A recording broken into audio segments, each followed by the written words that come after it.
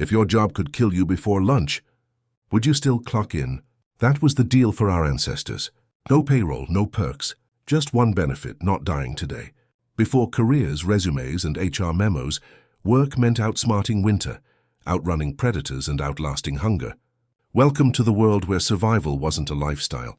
It was a deadline. Picture the last ice age. Wind like broken glass, breath freezing mid-air, horizons swallowed by white. You don't choose a path. The path chooses you, and it's stamped in hoofprints the size of dinner plates. The role: mammoth hunter. The job description: chase down a 14-ton problem with nothing but sharpened wood, chipped stone, and a few friends who aren't quite fast enough to dodge a tusk. Your morning commute is across a continent-wide grassland, the Mammoth Steppe, Spain to Alaska, crawling with saber-toothed cats and cave lions that would love to outsource lunch to you. Close the distance, read the wind, steady the hand. Miss once and you're not unemployed. You're embedded in permafrost.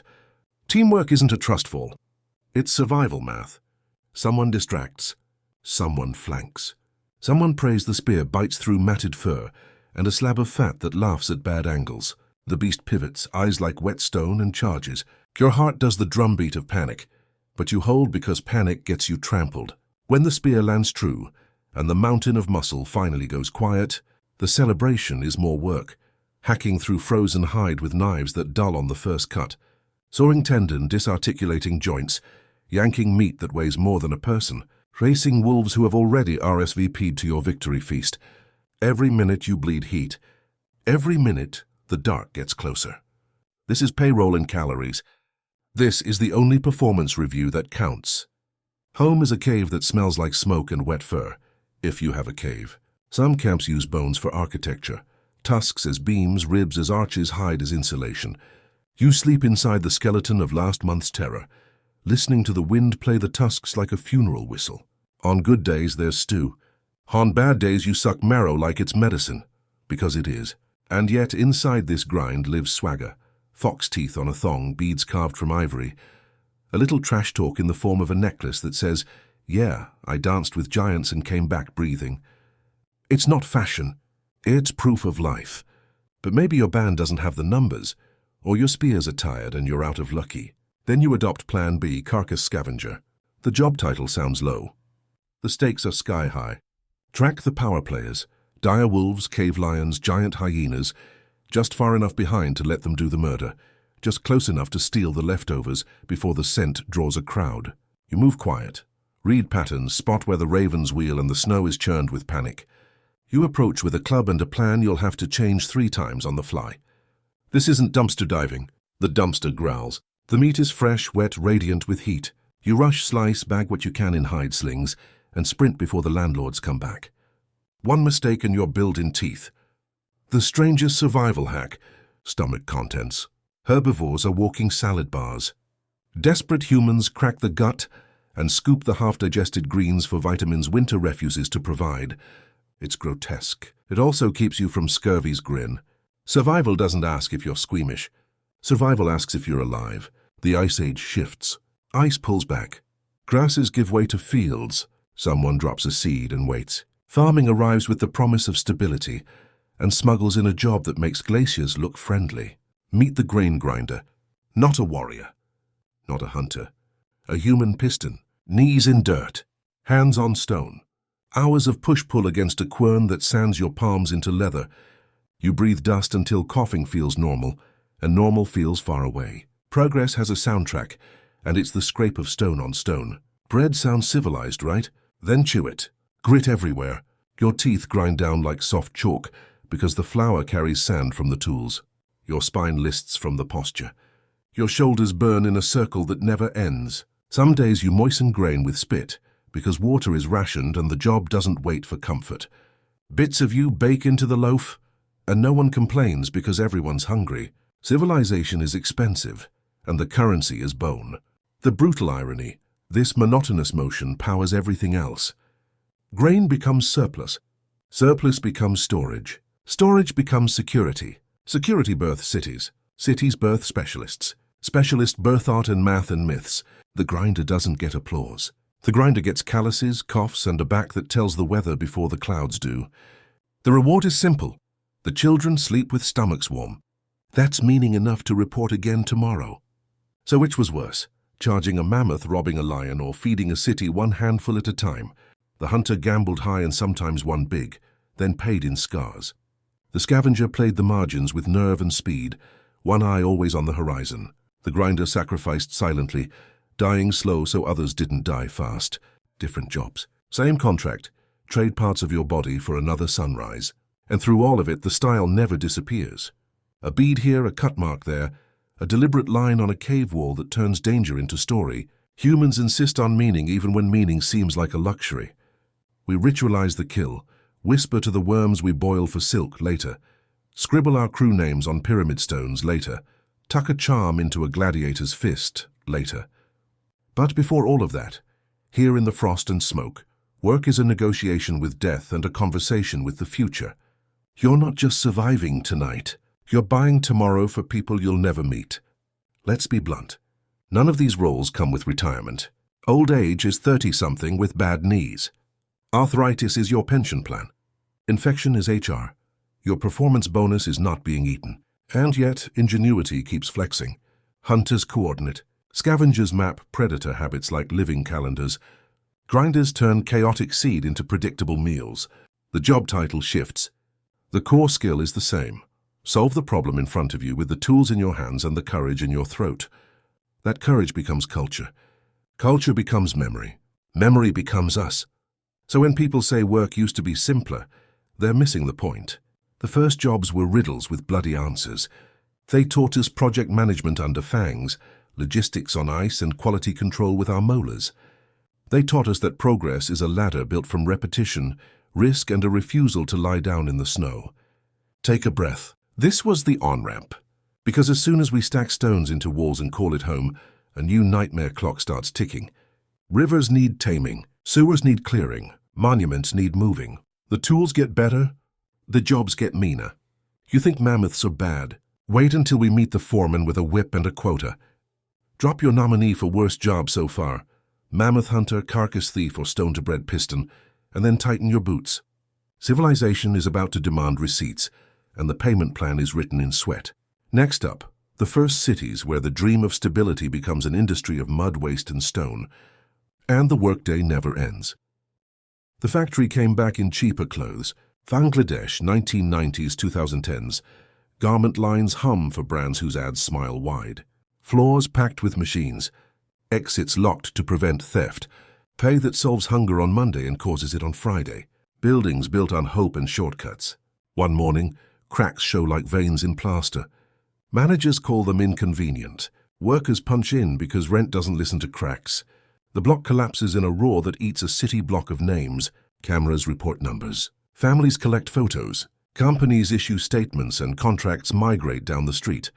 Survivors return to work in other buildings that look the same because supply chain is a phrase that hides teeth. And powering the devices that watched all of this. Cobalt. Democratic Republic of Congo, 2000s to now. Artisanal miner means no hard hat.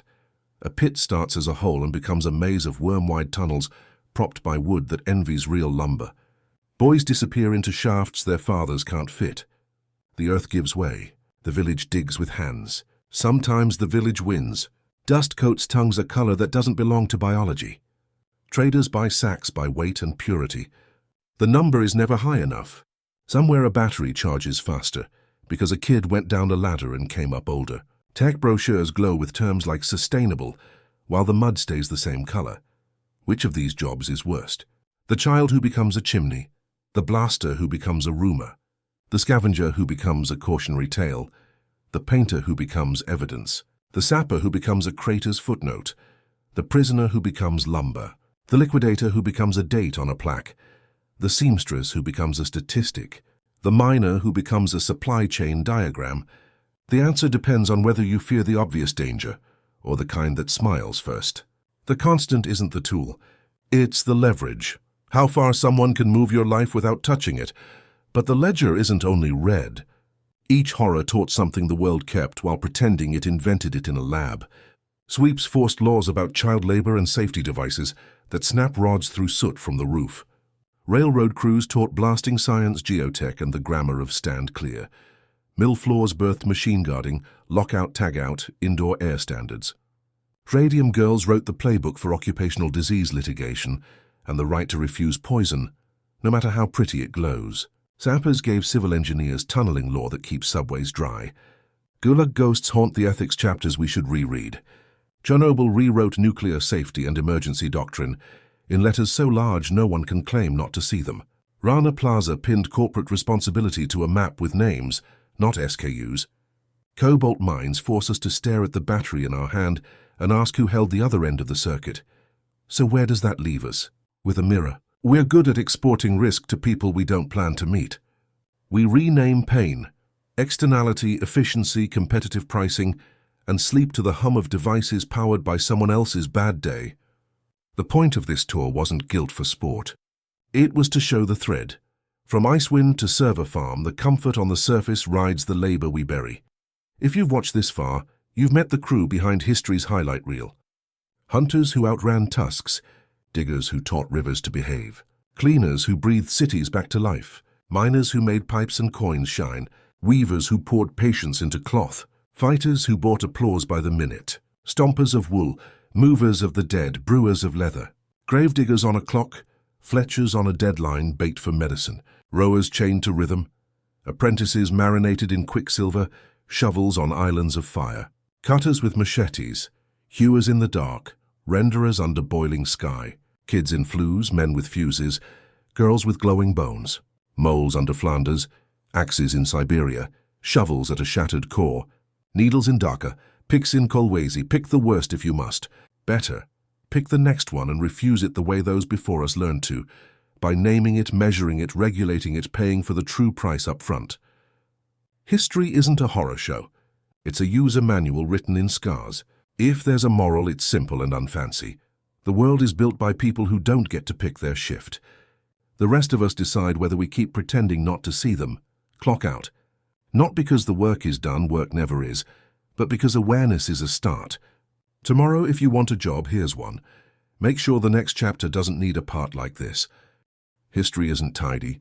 It's shift work. From mammoth hunters with spears made of bone to cobalt diggers in pits lit by smartphones, the through line is blunt. Somebody always did the dirty job, so somebody else could tell the story. We built cathedrals out of dung, carved empires with backs bent over cane, lit streets with whales, spun fortunes from thread, and mined futures out of children's lungs.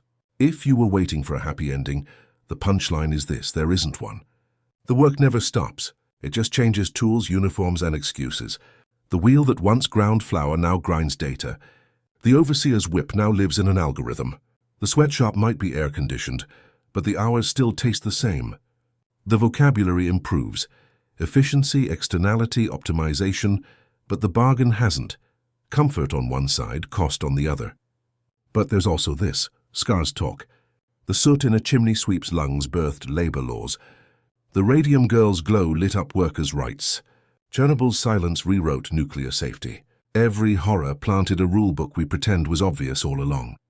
If there's hope, it's in the stubborn fact that naming exploitation has power. What was once invisible becomes a headline, a lawsuit, a reform, a lesson taught in schools instead of whispered in taverns. So clock out. Shake the dust, the soot, the salt, the fibers, the filings, the fallout. Punch the card one last time. The tour's over, but the factory's still humming. Tomorrow's shift is being written right now, somewhere out of sight, by hands we'll either ignore or honor. The only question left is whether we keep writing history in bruises, or finally learn to pay for progress in something other than other people's lives. Civilization didn't end suffering, it industrialized it.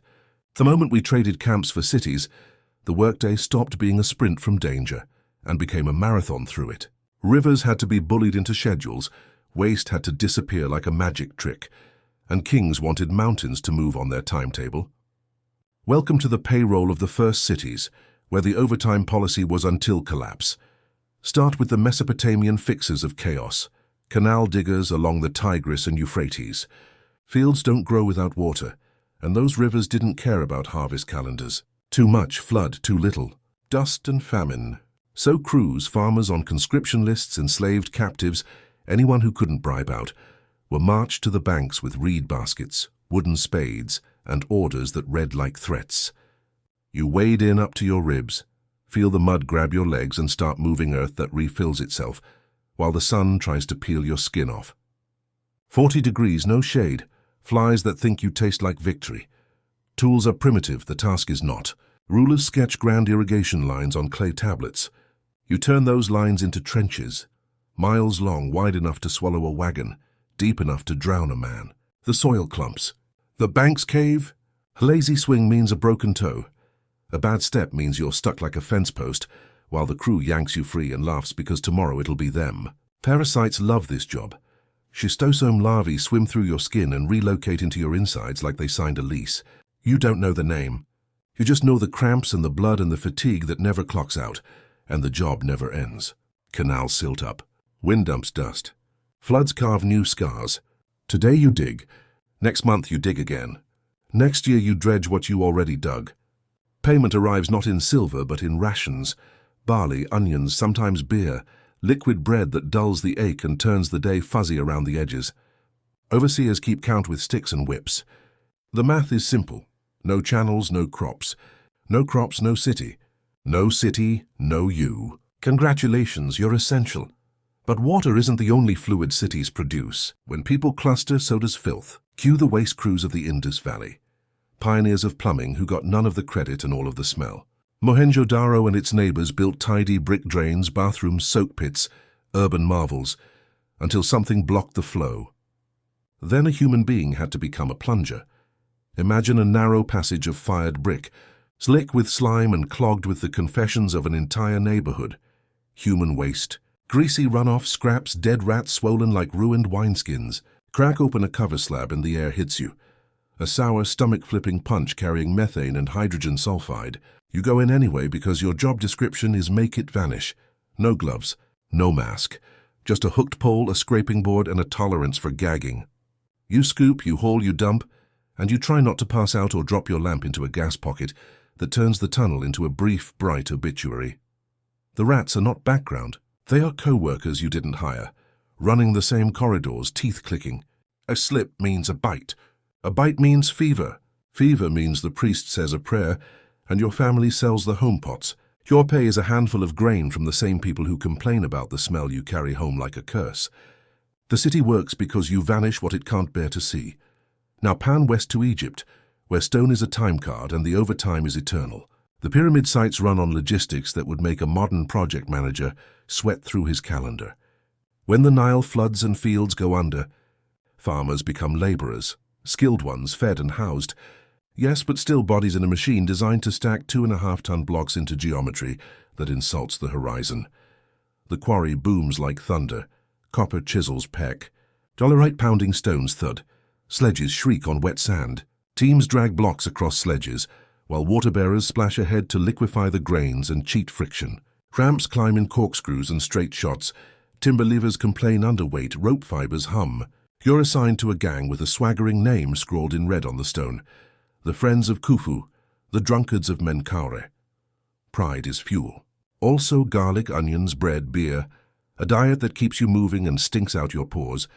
Everything that can go wrong does so theatrically. A sledge slips and a block kisses a foot into powder. A lever snaps and a block pancakes a shoulder blade. The sun reflects off limestone like a god's mirror and cooks your skull under a linen wrap. A mason misreads a line by a thumb's breadth, and the foreman's shriek rattles birds off the ramp. There's medicine, splints, poultices, honey on wounds, but medicine is slow and the schedule is a pharaoh with forever on the calendar. And yet, camaraderie.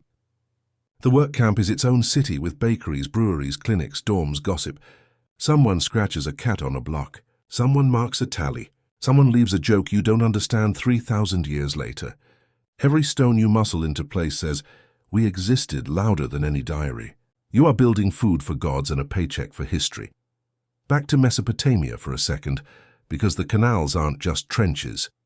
They are politics. Who gets water first? Whose field floods when your dam holds too well? Scribal courts argue over water theft. Your team becomes the blunt instrument of policy. If you thought digging mud was heavy, try digging while a neighbor curses your name and a steward counts basket loads like a hawk. In Indus lanes, waste work is triage. Rainstorms turn alleys into streams that push filth back through courtyard drains.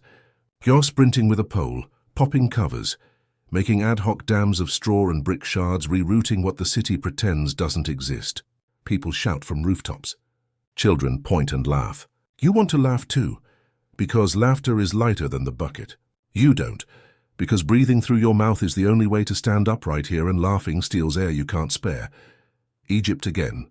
Math on stone. The angle of a face, the alignment to cardinal points, the drop in a ramp. Precision without steel or calculus, just knotted chords, plumb bobs, square shadows, and a brain that never stops correcting. You sweat into the dust and it cakes into a second skin that cracks when you smile. You stop smiling. Then someone sings. Rhythm pulls weight better than muscle. If you're looking for heroes, you won't find capes. You'll find calluses. The canal crewman whose hands look like driftwood. The sewer worker whose clothes reek so hard the market parts when he walks through. The limestone hauler whose shoulder wears a permanent purple badge of honor and injury. They are not famous. They are not even names. But turn off any one of these jobs and the city fails.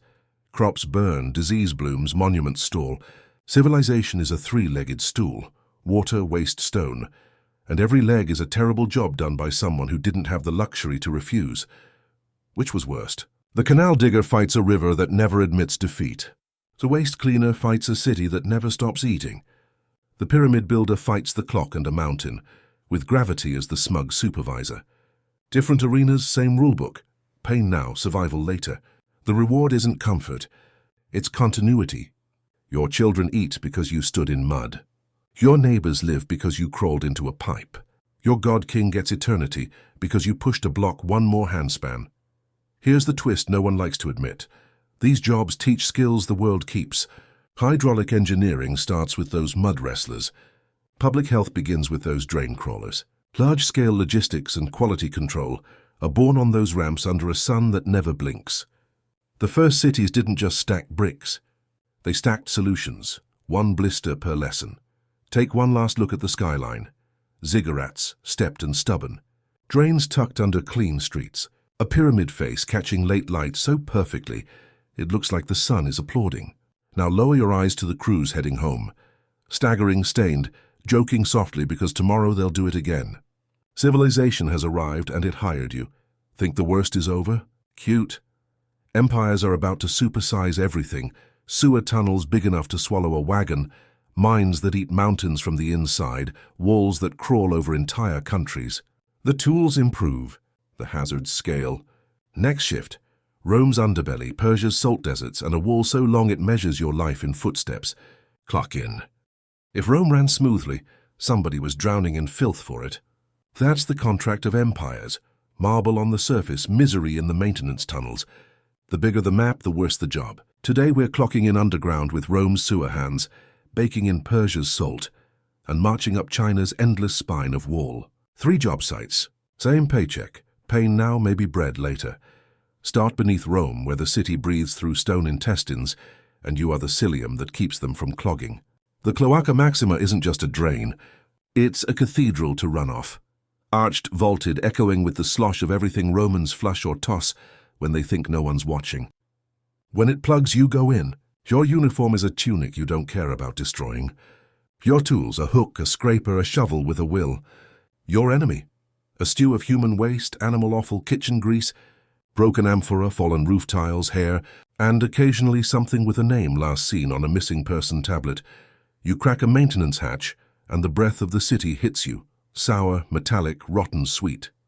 Your lamp smokes as it fights the damp. You move crouched, scraping the walls where fat has turned to stone, prying free mats of fibers, shoveling sludge into baskets that get hauled up like trophies no one wants to claim. You work by sound as much as sight. The hiss of gas, the slap of water on blockage, the unmistakable skitter of rats. Those are not timid creatures. They are locals with seniority, and they don't pay union dues. Every minute is roulette with invisible hazards. Methane pockets kiss flame and answer with boom. Hydrogen sulfide turns your lamp into a diagnostic.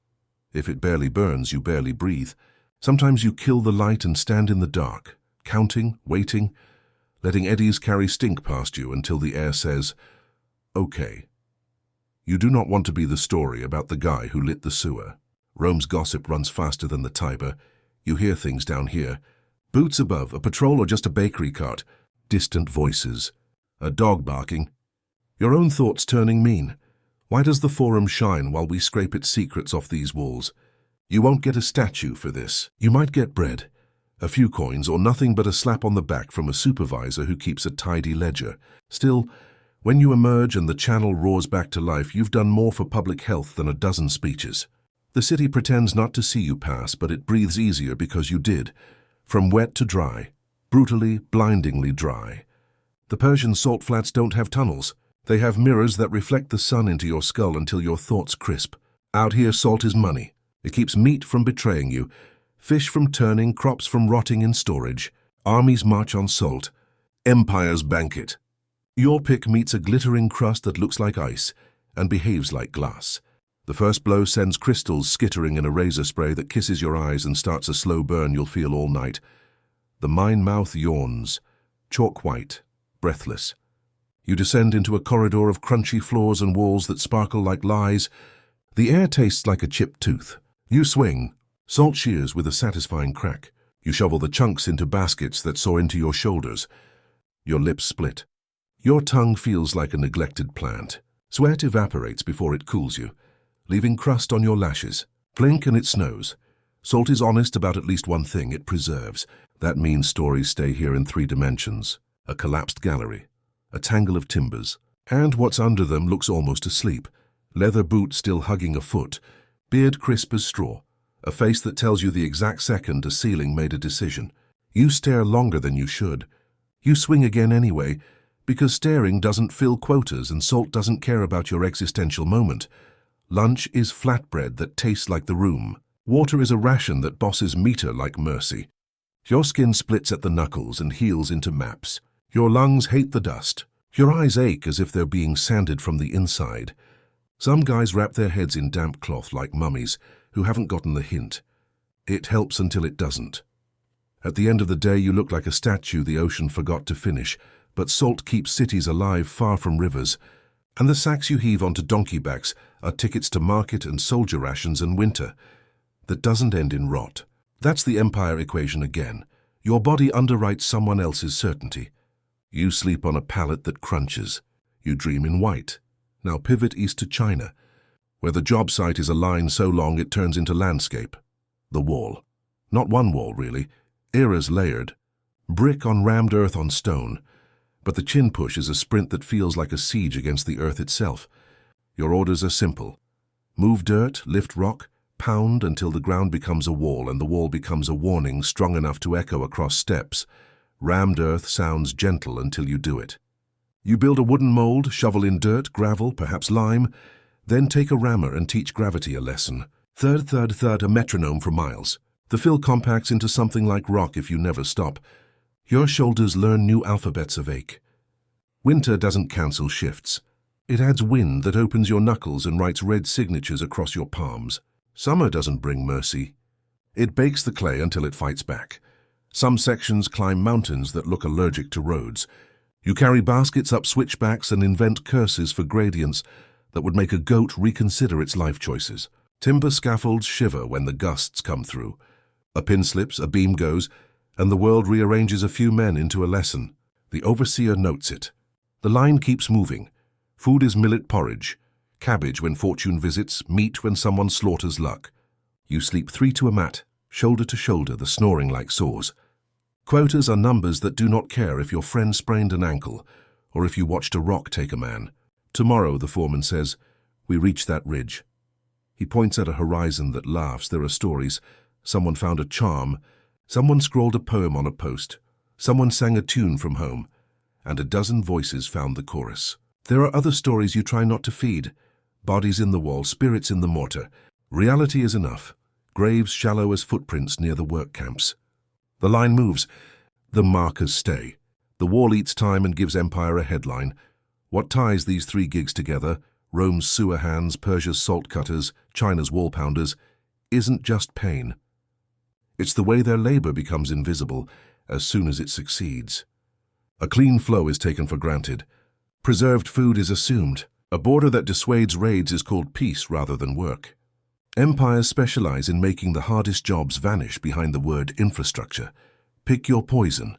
Sewers gamble with gases you can't see and currents that drag like hands. Salt mines trade moisture for money and pay your eyes first. Wallworks swap variety for infinity. Same motion, new blister, same song tomorrow. Which is worst? Depends on the day and which supervisor the universe sent you. But here's the part you can't ignore. These crews invent skills the future will swear were obvious. Ventilation math in tunnels that stink. Materials science learned by pounding dirt, until it pretends to be stone. Supply chains built with leather ledgers and donkey routes that hit waypoints like clockwork before clocks. The empire steals credit. The workers die credentialed. Clock out, climb the ladder, shield your eyes. Rome glitters. The Tiber sighs. A salt caravan moves like a white scar across the plain. The wall crawls over the hills, pretending to be a mountain that learned discipline. Somewhere a foreman yawns, and a new shift shuffles toward an opening in the earth. Think we're done mapping misery? Please. Luxury is about to demand a sweeter poison, and Bloodsport needs a new undercard. Next up, lead that kills slowly, silk that burns your fingers for a road named Profit, and an arena where applause sounds like a verdict. Bring a charm if you believe in them. You'll want it. Rome sweetened its wine with the metal that murdered the miners who dug it. That's the trick of luxury. Polish on top, poison in the gears. While elites toasted empire, and emperors draped themselves in shimmer that crossed continents, someone else paid the bill with their lungs, their hands, their blood. Today we're clocking in where comfort gets cooked, down in lead mines, across silk sheds, and under the roar of a stadium that wants a man's heart to stop on cue. Start in the dark. Roman lead wasn't an accessory. It was infrastructure. Pipes, cisterns, roofing, coins, cosmetics, plumb 'em everywhere. To yank it from the earth, you enter a mouth of rock that exhales damp and closes behind you like a decision. The shaft angles down until the sun is a rumor. Your world narrows to a flicker of flame, a tunnel just wider than a shoulder, and a ceiling low enough to teach you humility. You are crawling through the Empire's bloodstream, and the Empire is a heavy smoker.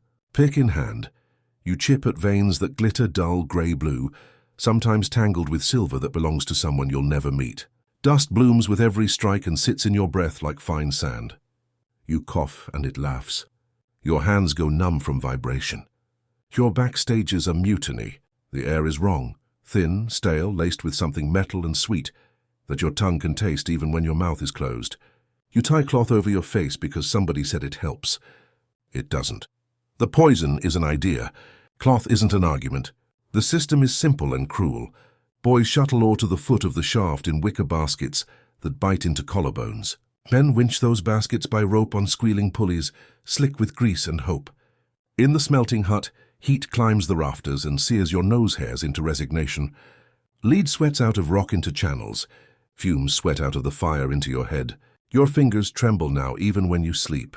Your teeth ache like they're trying to loosen themselves. Jokes get short because the breath is expensive. There are marks on your skin that say you belong to the mine. Ink scars both. They keep you from becoming a rumor in another town. You know men who can't remember their own father's name, but can recite the rhythm of the pump that keeps the shaft dry. You know men who were strong enough to carry 2 baskets at once last year and can't lift a mug today without a spill. The foreman says quotas and the ledger says numbers, and your body says not much of anything except soon. Outside, water runs through pipes you fed with your life. Heads nod at the engineering. Senators debate subtle flavors in wine that owes its sweetness to your slow death. Women dust faces with powder that carries a whisper from your lungs. No one says thank you. The coin they pay you with shines because you are dimming. Shift scenes. Same empire-scale hunger, different flavor. Silk, China's secret, a fabric that behaves like a spell. Strong, soft, luminous. Impossible for the West to make, without the East's worms and wisdom. Inside a workshop, you hear a sound like rain that never falls. Threads crossing, looms counting. Air hangs warm and wet, steam ghosts from vats where cocoons dissolve their mysteries. You work with life to make luxury. Before the loom there is husbandry. Mulberry leaves cut at the right hour, laid in the right measure. Silkworms kept at the right temperature, as if they're tiny emperors with fragile moods. When the cocoons are ready, you drop them into hot water, and the pot becomes a white galaxy. Filaments unspooling like spider lines made of moonlight. Your job is to find the loose end and court it, coax it onto a reel and keep it from breaking. It is patience as performance art. It is dexterity with a clock for a judge. Boiling doesn't ask if you believe in mercy. It asks you to stick your fingers where the water scalds and keep your nails clean enough to tease a thread the thickness of a lie. You blow on it. You curse at it. You discipline your breathing so the thread doesn't wobble. The overseer moves like a shadow with eyes. A broken strand costs time, dye, reputation. This fabric will travel farther than you ever will, through palaces and ports and hands that have never known calluses, so your hands must pretend to be invisible. The loom song is math turned into music. Warp tight, weft true, shuttle singing. You sit with your back straight until straight feels like pain and pain feels like home. The dust you breathe isn't dust. It's tiny hooks and hairs from thread that tickle your lungs into a cough you name and joke about. Because naming a thing makes it a roommate, not a threat. You tell yourself this even when the cough is there in winter, in summer, in the pause between breaths. Your knuckles crack from the heat. Your cuticles sting. Your eyes water from dyes that bite and from smoke that lives in the rafters like a god with cheap taste. There's pride, though. Don't let anyone sell you the misery without the meaning. You can feel the cloth grow under your hands and it feels like a spell that works. When the pattern appears exactly as the head woman drew it, a dragon climbing a cloud, a river that looks like motion, you allow yourself a small smile no one gets to see. You'll be told the fabric belongs to the emperor, to merchants, to men who count coin and women who count compliments. You know the secret. For a few hours it belonged to you. Now open your eyes to light too bright to be kind. The arena yawns like a hungry thing, and the crowd pours into it like water finding its level. Sand flashes gold. Sun heats armor into ovens. You are a retiarius netman. No helmet's full face to hide behind. No heavy shield to duck behind. You bring a net, a trident, a dagger, and a body that must be faster than fear. Your opponent, the Secutor, is a walking thunderhead of rounded helmet and smooth shield, designed to slide past your net like fate in a good mood. Training wasn't play. You learned to read breath through a slit of bronze, to spot the weight shift before the lunge, to spin the net so it blooms like a flower and bites like a trap. You drilled footwork until your feet dreamt in circles. You swung a trident that felt clumsy until it didn't, until it became an extension of your argument with death. Your diet was barley porridge and beans, and a little meat when the Lannister felt charitable or calculating. You learned to play to the seats, roar when the trident hits shield, grin when the net misses by an inch, taunt at the right moment so the crowd decides you deserve another breath. The bell, or whatever Rome uses to say begin, doesn't save you. Distance is your only friend. You move jab, backstep, circle, cast. The net sails, a grey sigh against sun, and he rolls his shoulder, and the weights slither past his shield's curve. You yank, adjust, feint low to draw the shield, stab high to test the helmet's dome. The crowd becomes weather, sound hitting your skin like heat. Somewhere in that thousand-headed storm is a senator who wants your blood and a fishmonger who wants a story. Both will get what they want if you misread a step. Your charm hangs under the strap at your collarbone, a tiny god, a bit of bone, a metal fish that matches the trident. You touched it in the tunnel. You will touch it again if you earn the tunnel back. The Secutor charges. Sand sprays. Your heel finds a rut someone else died in yesterday. For a heartbeat, the world tilts. You do not. You throw again. This time not for the full catch, but for the ankle, then the pull, then the stumble. Then the prongs bite the thigh where armor gives up to let a man walk. Your arms shake. His shield slams your shoulder, and stars bloom where the sun is. The dagger is suddenly the only friendly weight you own.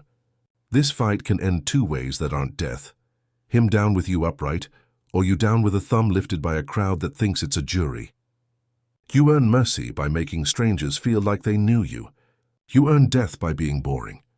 You refuse to be boring when it's over, whether it's you standing, him bleeding, and the editor's hand merciful, or you on your back tasting iron and sand.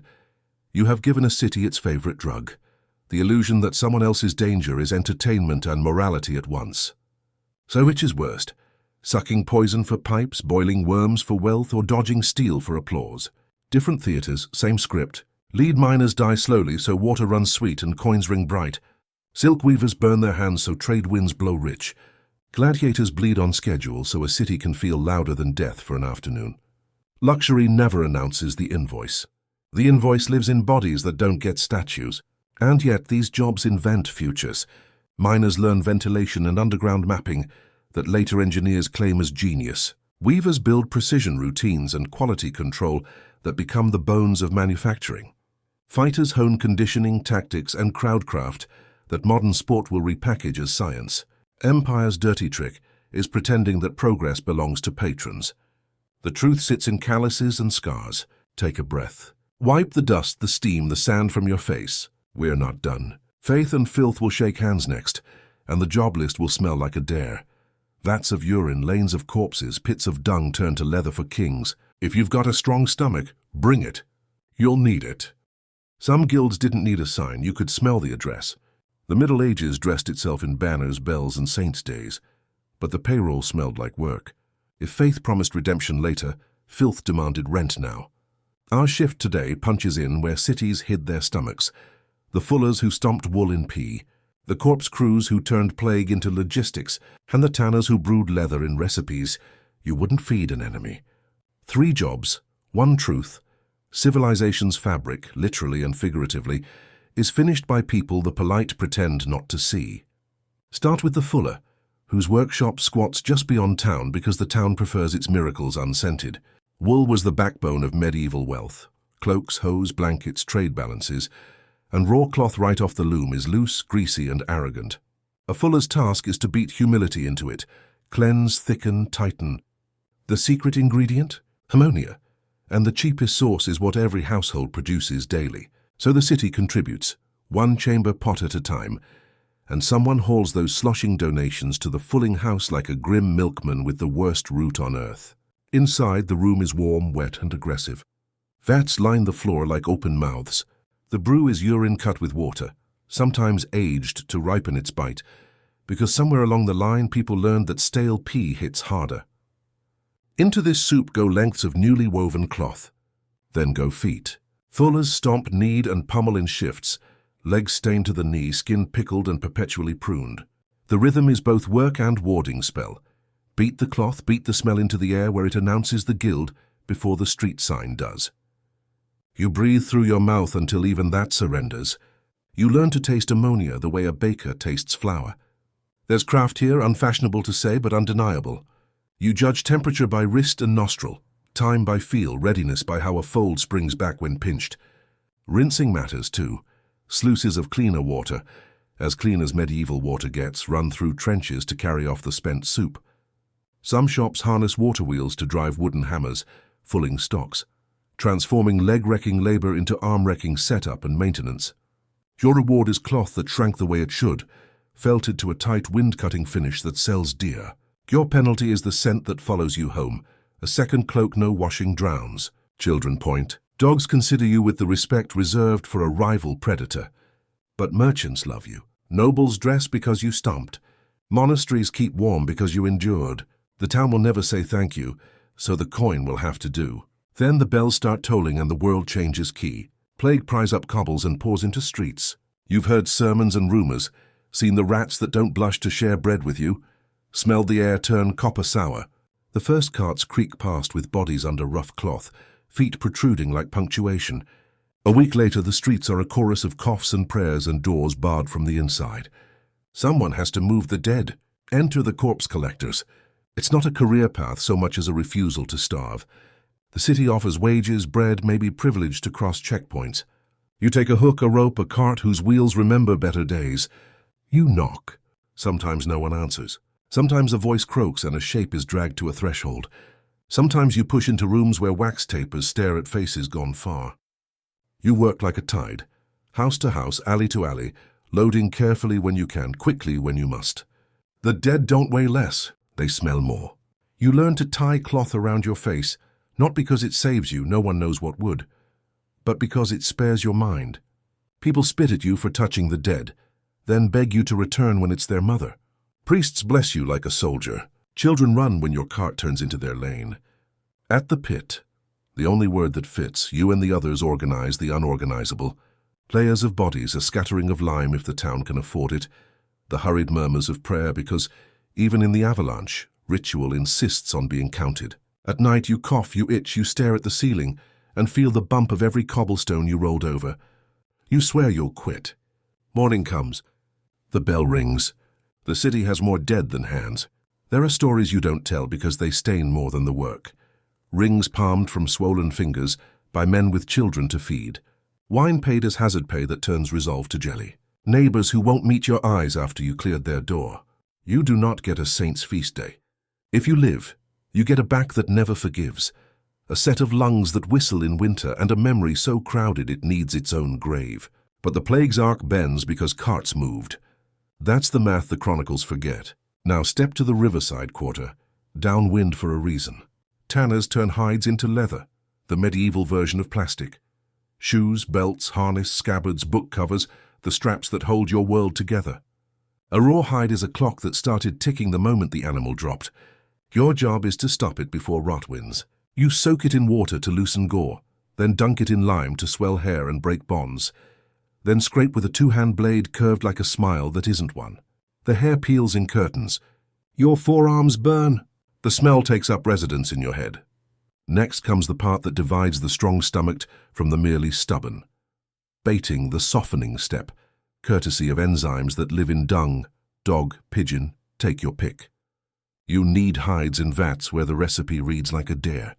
The enzymes chew remnants of flesh and soften fibers, so dye and oil can later join the party. You stand in it. You stir it. You adjust by eye and by nose, flicking clumps from your wrists and pretending you're somewhere else.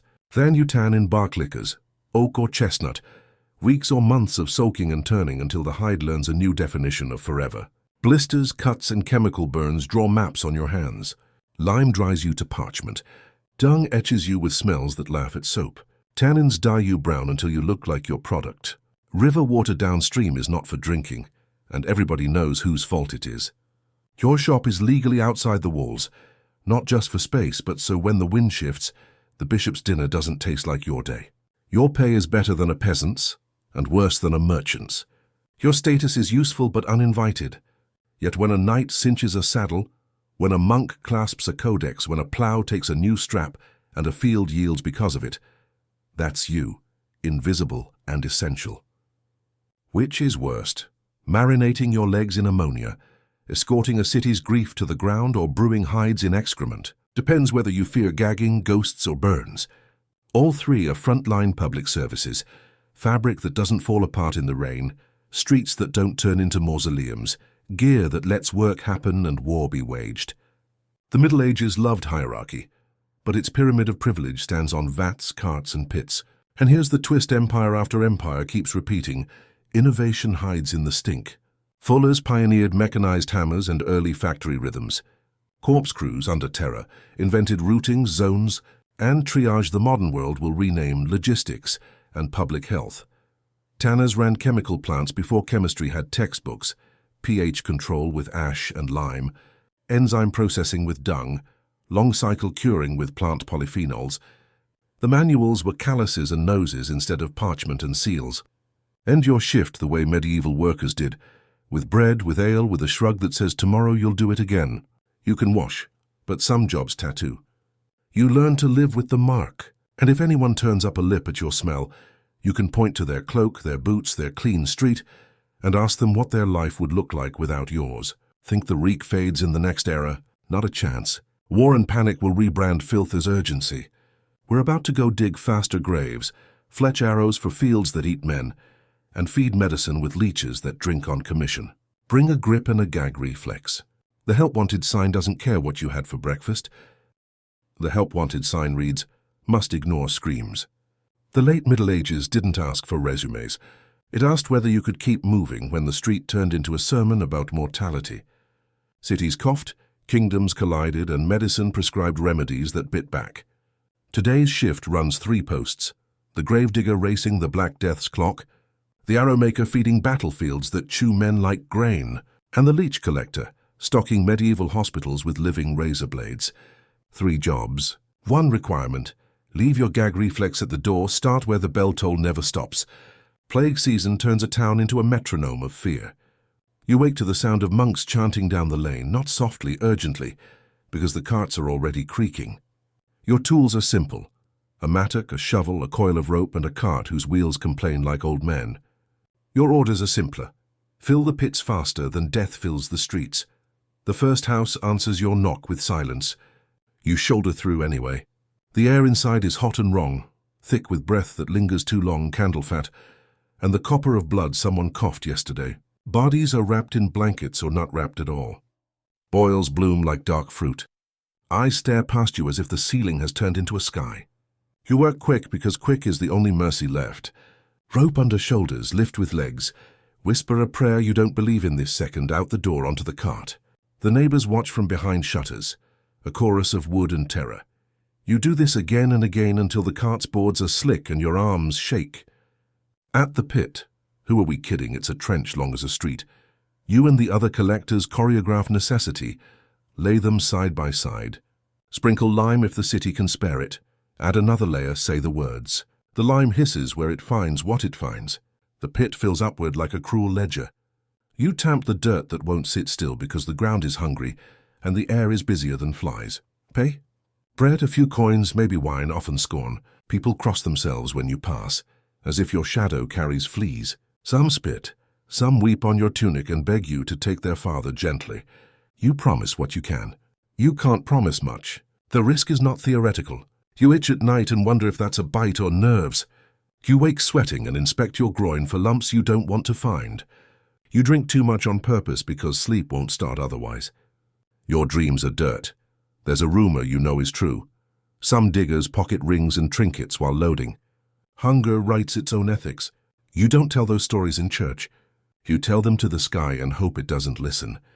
You also know the other rumor. When the storm passes, and somehow it always does, no one will remember who kept the streets passable for the living. Your reward will be a back that predicts weather and a cough that narrates winter. But the city will still be standing. That has to be enough. Shift to a different drum. The forge quarter where arrows hatch by the thousands. War is a factory with fields for assembly lines, and you're the supply chain.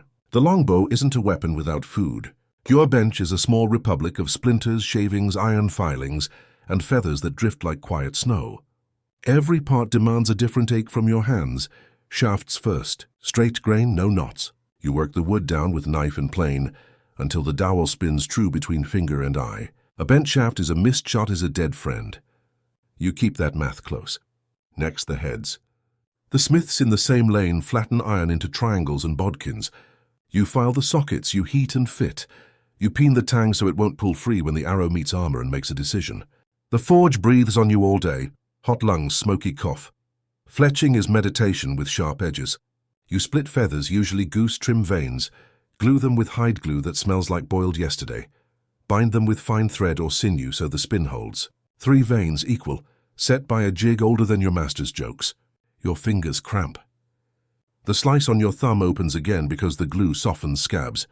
You keep working. The clock isn't a sundial. It's a quartermaster with numbers that don't understand human wrists. Orders swell before a campaign. Barrels and sheaves of arrows leaving the shop like grain leaving a silo before a hard winter. You touch everyone, and still the captains will say there weren't enough. You think about the field while you tie, the hiss of a storm of shafts in flight, the pause after impact, the groan a horse makes when it goes to its knees. You wonder which arrows were yours. You don't wonder long because the bench doesn't care about poetry. War brings odd side tasks. Bowstrings snap. You repair. Some insist on hair strings, human hair braided fine, claiming it holds better in damp. Where do they get it? Don't ask if you want a quiet meal. The shops reek of resin and pitch and urgency. You burn your forearm once on a cooling head and don't feel it until night. There's no romance here, only repetition. But repetition, multiplied by thousands, writes history in the minutes before cavalry arrives. Now leave the clatter for the marsh. The water is brown, the bottom is rumor, and the gnats write runes on your skin. You are a leech collector, which means you are bait and net. You tie your skirts or roll your trousers and step into a world that wants a bite. At first the cold makes your breath short, then the not cold makes your courage short. You stand still because stillness is invitation. The water sips at your calves. Minutes lengthen. Then you feel it, the soft cold press of a mouth with too many teeth. 1 leech is nothing. 10 are a payroll. You pluck them gently and slide them into a jar of pond water that writhes like a bad idea. If you yank too hard, you leave a jaw in your skin that will fester and teach you new swear words. If a doctor asked for fat ones, you go deeper, to the pools where the water's lazy and the mud smells older than stories. You do this for hours. Your blood thins into dizziness. You eat a crust and pretend it helps. The sun goes out behind a cloud and the marsh becomes a different place. Back in town, apothecaries haggle. They want leeches lively and hungry. You keep them that way by feeding them. Sometimes on frogs, sometimes on yourself, because that's the way the economy loops. You learn tricks. A cloth soaked in milk to lure and occupy them. A touch of salt to make a stubborn one let go. Hash to dust a bite that won't stop bleeding, because their spit is a pharmacy of anticoagulant and anesthetic. You could be a lecturer in a different century. In this one, you're the person people wrinkle their noses at while handing you coins they kissed for luck. Which job is worst? Digging until your shovel sounds like a drum on a mass of anonymous neighbors. Shaping ammunition you'll never shoot for a battle you won't see, but will certainly feel in higher taxes and fewer suns. Standing in a swamp offering your legs to biology, so a physician can perform a ritual with confidence and confidence alone. Take your pick. Each one is a bet. If we suffer now, someone else might live later. But don't miss the pattern. Crisis teaches systems. Gravediggers build routes, schedules, and triage that look suspiciously like the backbone of modern emergency management. Arrow shops run quality control and throughput math that a factory owner in another era will call production engineering. Leeches are pharmacology with teeth. The collectors curate a living supply chain as precise as any apothecary's shelf. The Middle Ages stumble into science while insisting it's superstition. Clock out with a tally only you see. Pits filled, arrows tied, jars delivered. Your hands shake in 3 different dialects of fatigue. You earned a sleep that won't come easy. Tomorrow the bell rings, the smith's fire lights, the marsh fog lifts. The work resumes because death doesn't file holidays. Think the Renaissance rescues anyone? It paints the ceilings and polishes the instruments, sure, but the ores still need bodies. The mercury still needs lungs, and someone is about to discover that bird poop islands can explode. Next shift, chained benches, quicksilver dreams, and guano dust that burns like fire. Bring a drum beat. You'll need the rhythm. Progress glows brightest when someone else is coughing.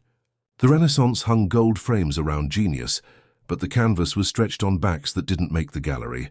If the age was a chandelier, the chain was human. Today's shift rose a city-state to glory, stirs immortality into madness, and shovels a continent's fertilizer out of cliffs that hate humans. 3 job sites, 1 through line. The beauty on the brochure sits on a bruise. First bench, a Venetian galley, long as a street and twice as relentless. On postcards it's romance, sun on water, palazzos like sugared cakes. Below decks it's rhythm and punishment. You are a rower, slave, convict, or a man so broke he signed a contract that reads like a dare. Chains kiss ankles. Benches run the length, each with an oar that weighs like a bad decision. A drum sets the pace because tired is not a valid tempo. The air is soup, sweat, tar, bilge, the hot breath of men packed tighter than grain in a silo. When the captain wants speed, the drum stutters into double time and your world narrows to wood, salt, and the screaming hinge between shoulder and spine. Miss a beat and the overseer's lash edits your priorities. Food is fuel in the cruelest sense. Hard bread, salt meat, thin gruel. Water is measured. Wine is mercy or management, sometimes both. And on harsh days, the cup carries a whisper of poppy to turn pain into wallpaper, so the boat can keep moving. Storms don't cancel shifts.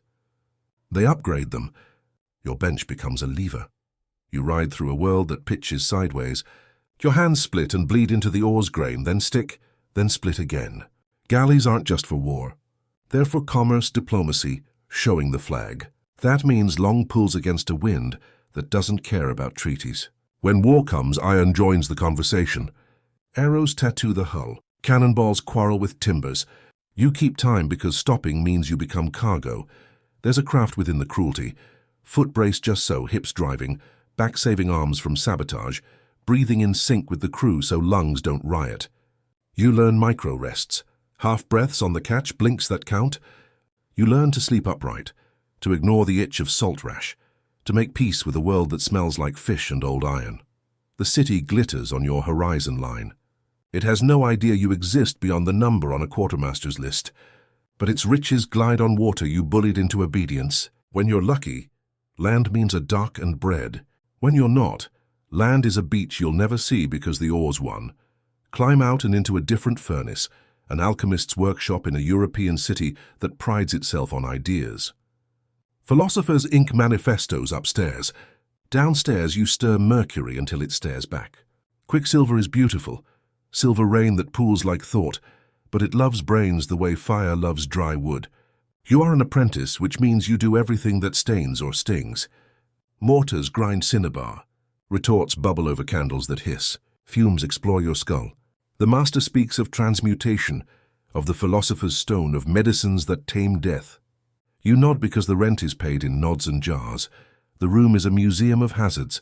Mercury beads skittering into floor cracks, sulfur flowers in crocks, saltpeter, vitriol, antimony. Labels are a suggestion. Experience is the only shield. You learn by burns how to read a flame's color, how to hear a boil before it erupts. You learn that ventilation means a window a skeptic might call open. The tremor in your hand arrives like a guest who overstays. Your memory misplaces nouns. Your gums retreat. The master calls it melancholy. You call it what it is when no one listens, the job eating the worker. Alchemy is equal parts theater and stubbornness. Patrons want results, or at least spectacle. Metals that blush when heated, powders that flash, elixirs that taste like the idea of forever. You play your part. Measured pause, Latin mutters, a confident lift of the alembic even as your wrists protest. Sometimes the room amazes you back. Crystals forming like frost in a flask, colors fainting into other colors, a reaction that behaves like a trapped animal learning manners. Magic? No chemistry without permission slips. Later centuries will rename your notes protocols, and your burns peer review. They'll forget your name and keep your tricks. The worst days are the ones with tests. The master insists a draft is safe. Proof that it cures melancholy, palsy, ache. Who drinks it? Not the man with patrons. You. The metallic bloom on your tongue becomes nausea that lingers into the night. Still you return because apprenticeships are ladders built over pits, and the only way across is forward. You tell yourself you're part of a chain of knowledge. The chain feels heavy. You keep lifting. Trade the fumes for guano dust and the idea of air for a dare. Off the coast of Peru sit islands wearing crowns of white, taller than buildings. The birds have been diligent for centuries. Empires notice. Guano is nitrogen. Nitrogen is fertility. Fertility is yield. Yield is money. You are sent to strip a mountain that stinks like a million jokes, and none of them funny. The work is simple and violent. Cut, shovel, sack, repeat. The crust is hard where sun bakes it into armor. Beneath it's damp, greasy, alive with insects that object to eviction. You carve steps into cliff faces that crumble when the wind remembers a grudge. Ropes creak. Ladders complain. The taste of ammonia sets up residence in your sinuses. You forget what clean smells like. You remember what burning lungs feel like. Your eyes water without tears. The ducts gave up. You tie cloth around your face, not to purify anything but to convince yourself you're doing something. The island adds insult. No fresh water except what ships bring. No shade but what you steal with a hat and a prayer. No soft ground unless you count bird carcasses. The sun goes. The foreman counts. The sacks go from cliff to waiting boats down slides that would be fun if they didn't end in a hold that breathes like a beast. When wind goes wrong, dust turns to fog that eats throats. Sparks are forbidden, but men are men, and a pipe is a friend at the end of 12 hours. One ember meets a pocket of guano gas, and the whole ground remembers it used to be air. You read the scars on the old men and learn without asking. Here's the kicker. This filth feeds Europe's fields, fattens cattle, steadies markets. Globalization smells like this long before anyone coins the word. Contracts are signed a hemisphere away by men whose hands are clean. Your hands crack, bleed, and hold shovels anyway because pennies stack into bread and maybe a ticket home that never seems to arrive. Some workers sing to mark time. Voices paper over the scream of gulls and the scrape of iron on ancient waste. Songs don't sweeten the air. They sweeten the hour.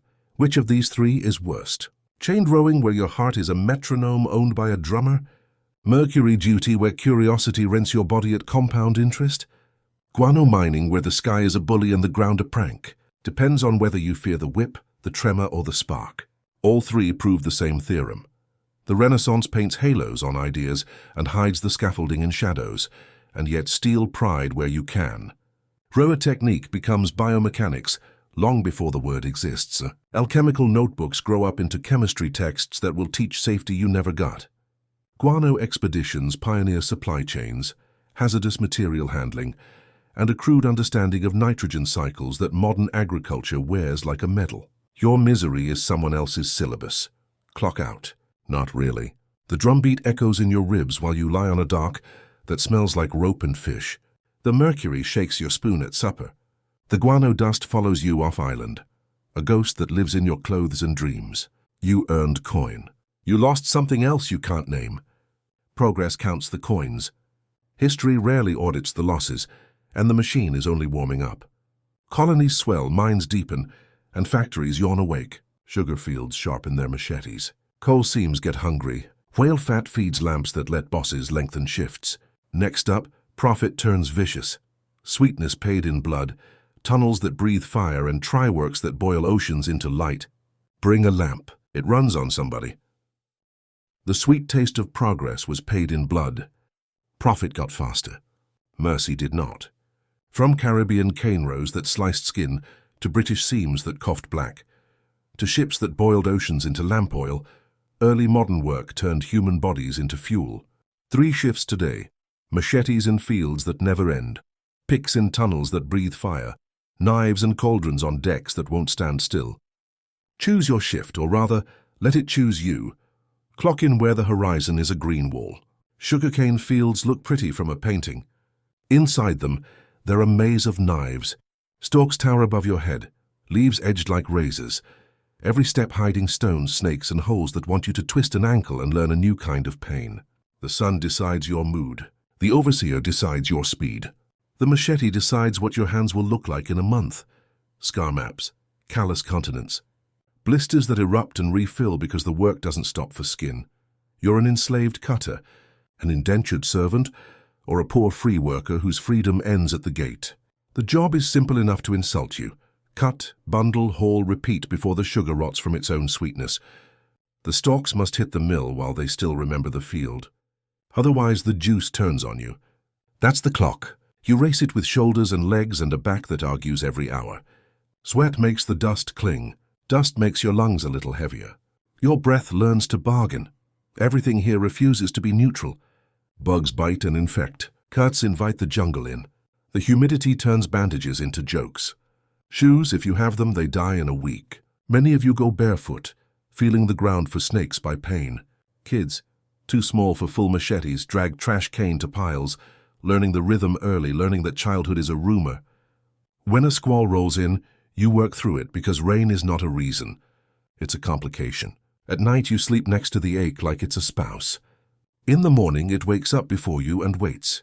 There are moments the field pretends to be kind, wind stroking the cane into a shiver, a cloud bothering the sun, the shared joke that travels the row like a miniature rebellion. But if someone falters, the lash situates the lesson in the body.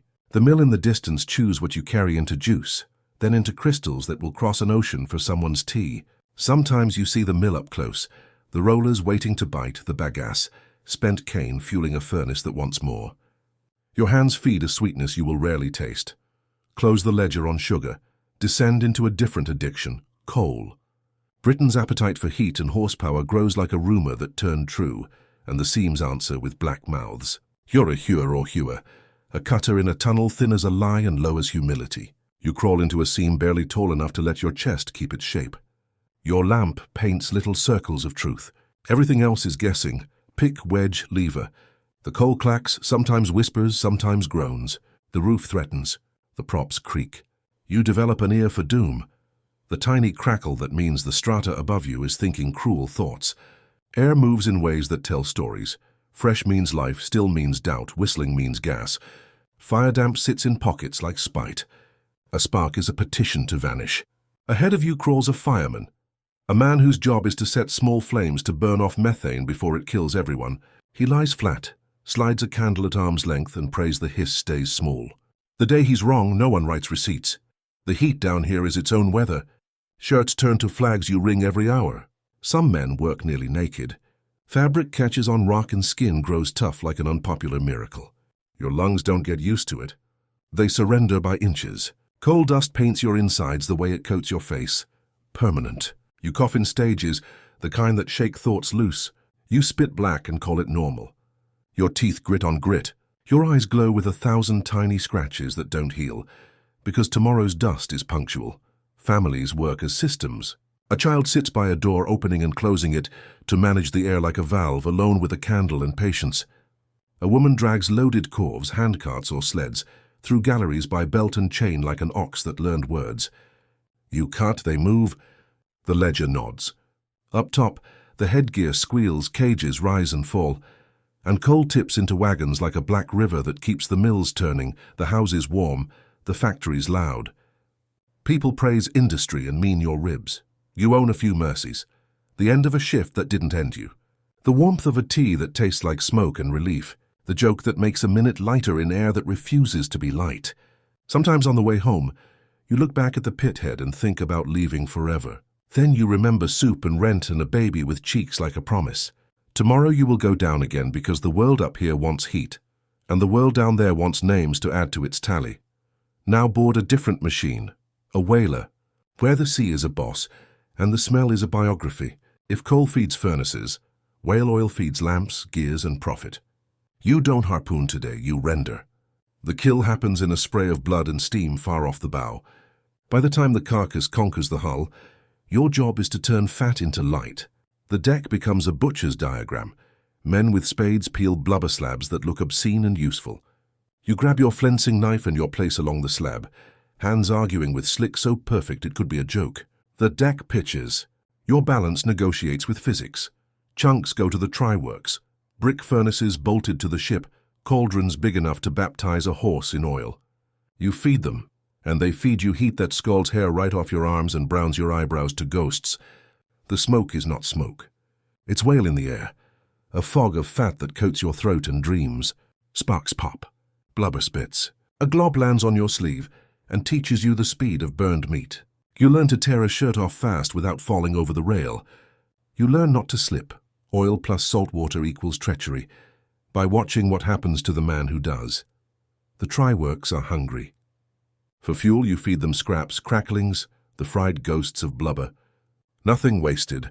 The flames run on the animal they're cooking. It's efficient the way nightmares are efficient. Shift runs long into night because a carcass waits for no clock. Rot is the only union that never loses. Lantern light stains everything amber. You stir with a pole longer than a story, and think about the street lamps this will kindle in cities you'll never walk. You don't think about the whale's eye you pretended not to see.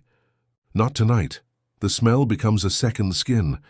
When you finally touch land, people smell you before they see you. Some step aside, some step closer. The curious, the merchant smelling profit on your clothes. Pay is better than many trades, dangerously so. Enough to make a man promise himself one more voyage. Enough to buy a coat he'll never wear on deck. Enough to send coin home and keep danger close. You tell yourself you'll quit after the next season. Next season smiles. Which job is worst, cane in your hands like 1,000 paper cuts, rock above your head with opinions, or fire on a boat that lists beneath your feet? Depends on what you fear. The lash, the collapse, or the splash that never ends. All three feed a world that calls itself modern while it eats like a beast. And still, disguised in the cruelty, are blueprints. Sugar's rush builds time discipline. Cut by this hour, boil by that, ship before dawn. That factories will steal whole. Coal mining refines ventilation, safety protocols, and underground mapping that engineers later claim as birthrights. Tryworks write the manual for industrial rendering. Heat control, batch flow, energy recapture. Every scar is a footnote in the textbook someone else will publish. Clock out? The cane fields dim, but the mill still hums. The pit cage rattles up, and your ears ring in a quiet that feels wrong. The tryworks go dark, and the deck finally smells like salt more than smoke. Sleep is a negotiation. Tomorrow hasn't signed. You think machines will make this kinder. The next chapter straps dynamite to ambition, stuffs children into chimneys, and tells mill hands to crawl under spinning teeth for pennies. The lights get brighter. So do the dangers. Bring a hard hat and a prayer in either order. We traded open pits for hidden poisons. The engines got smarter. The jobs learned new ways to hurt. If earlier eras killed you loudly, the modern world prefers a quiet invoice, paid in lungs, marrow, and years you thought you'd live. Today is a rapid-fire gauntlet. Children in chimneys, men hanging over cliffs with nitro in buckets, hands under spinning steel, mouths on glowing paint, soldiers tunneling beneath hell, prisoners felling frozen forests, crews sprinting at a reactor that screams, seamstresses locked behind brand logos, and miners digging batteries out of mud. Same contract as always. Progress up top. Pain in the basement. Start where the roof needs cleaning, and a body the size of a ladder rung is the tool. 19th century Britain heats by coal. Chimneys clog with soot. Fires bloom if they aren't scraped. Master sweeps by boys, orphans or the kind poverty creates, and rename them apprentices. The flues can be as narrow as a shoulder. Bricks snag skin like hostile fingernails. A kid strips to a shirt, sprinkles sand on feet, and climbs into a dark geometry problem. Knees and elbows learn to scuttle. Shoulders wedge. Panic writes its own instructions. If he slips, he stops, sometimes forever. If a housemaid lights a kindling test too soon, the flue becomes a kiln with a child inside. Long before anyone writes occupational cancer, these boys grow tumors in places no one wants to discuss. Soot packed into creases, a slow match that lights years later. Pay is food, beatings, the occasional coin, and a lifetime of coughing. When Parliament finally notices, it drafts compassion. Masters draft excuses. The cure arrives late for the boys who already became smoke. Now jump west to a mountain that doesn't want a railroad. The plan says tunnel. The rock says over my dead workers. Dynamite is new. Nitroglycerin is newer and meaner. Crews drill by hand, tamp charges, and run. Chinese laborers, cheap, expendable in the ledgers that pretend not to say it, are lowered in baskets along cliff faces to plant blasts where only birds feel safe. Wind swings the basket. The cliff breathes cold. A man holds a bottle that detonates if he thinks wrong. A fuse hisses, he yells. The rope crew hauls like their arms are prayers. Sometimes the rock waits. Sometimes it doesn't. Accidents vanish men so thoroughly that the foreman writes a number, not a name. Pay feeds families a continent away. Graves bloom where the track runs straight. Engines will whistle triumph. Few riders hear the echo. Inside the factory, the roar never sleeps. Textile mills stretch into their own weather systems. Lint storms, humid air to keep threads honest, iron spinning into a blur. Scavengers, usually children, sometimes women, crawl under carders and mules to pluck the valuable fluff that clogs gears. The machine is off only in theory. Inertia keeps teeth turning. Belts coast like lazy predators. Hair gets caught. Scalps come off. Fingers decide to stay with the loom. The floor boss calls it carelessness. The ledger calls it shrinkage. The kid calls it a lesson if he wakes. Bisonosis, brown lung, makes every breath a wool-flavored argument. Wages pay in pennies or in waste cotton to sell, as if that were currency. At shift's end, you shake yourself like a dog after rain and watch the lint drift down like slow snow. Tomorrow you'll lie under the same machine and pretend luck is a skill. Turn the lights out and they keep glowing.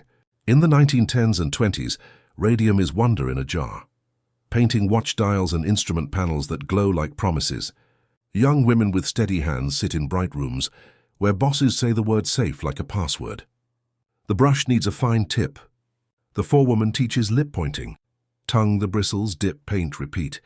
The paint laughs into the bloodstream, takes a seat in bones where calcium should, and writes its signature in the dark. A tooth aches, then loosens. Then the jawbone itself turns to honeycomb and rot. The company doctor prescribes denial. The courtroom learns a new exhibit, a skeleton that glows without a lamp. The women teach the world a lesson about industrial truth. Even pretty poisons have lawyers. Settlement checks arrive like apologies to funerals. Back to war, World War I, which feels modern because it industrializes misery. Above ground, shells harvest fields of men. Below ground, sappers, often miners in civilian life, dig blindly toward the enemy's trench to pack explosives beneath it. Silence is armor. Any scrape may betray you to a counter-tunnel you can hear but not place. Water seeps. Clay squeezes. The candle gutters in air that only pretends to be air. Canaries ride in cages. When they stop singing, the sappers do too. Sometimes the tunnels meet, and the fight becomes knives, fists, a pistol flash that turns the world into a photograph of two faces, too close. Other times the charge goes as planned. The earth lifts, the line erases, and the map redraws in a blink. The men who dug it probably never see the sky that day. The record gives the crater a name. It forgets the hands. The map shifts to a country that eats its own. In the 1930s Soviet North, the forest is a sentence. Gulag lumber. Prisoners, political and otherwise, swing axes in air that crystallizes breath into needles. Quotas set by men behind desks determine whether you eat food that can be called food. Miss the number, lose the calories, miss tomorrow's number for sure. Bark chews palms. Frost chews fingers. Saws bite thighs if gloves slip. A tree falls wrong and a man becomes a rumor. Informers bloom like lichen, a warm cap for a name, a thicker soup for a report. At night you share a barracks where hope goes to bed early. The logs float down frozen rivers toward projects that will outlive none of the shift. The slogans promise a radiant future. The present glows only when the northern lights remember you exist. Sometimes the poison is invisible and arrives all at once. Chernobyl 1986. A reactor tears itself open and starts a clock measured in sieverts and seconds. Liquidators show up with shovels, lead aprons that help mostly with courage, and orders that sound like dares. Clear graphite chunks that seethe like coals. Toss them off a roof. Run back before your dosimeter writes your eulogy. Build a wall around a star fragment, using cranes that die of radiation like animals. When machines fail, men replace them because men are easier to fix on paper. Firefighters arrive with water for a fire that doesn't care about water. Dogs wander the empty city and wag at rescuers who have to stop wagging. Years later, cancers introduce themselves by name. The world calls it a disaster. Workers call it a shift.